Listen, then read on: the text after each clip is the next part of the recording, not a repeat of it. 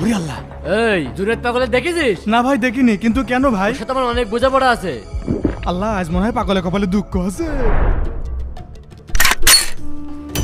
কালু মস্তান, জুনায়েদ পাগলে দেখেছিস? না ভাই আমি দেখিনি। যদি দেখিস তাহলে অবশ্যই আমাকে জানাবি।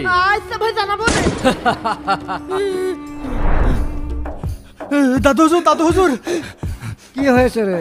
দাদু হুজুর, রবুল মস্তান জুনায়েদ পাগলের খুঁজে বেড়াচ্ছে। আমার কাছেও গিয়েছিল, ওর হাতে একটা পিস্তল আছে, জুনাইদের পারে আজকে জানে মারি ফেলা দিবিনি।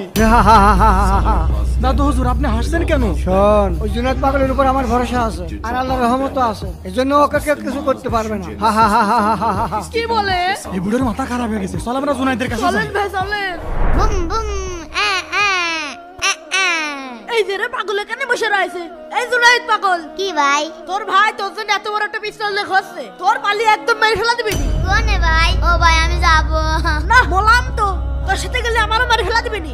যাবো না হইলে না তো তোর নিয়ে আর পারলাম না। চল, তোর মরার এত শখ জাগেছে, চল।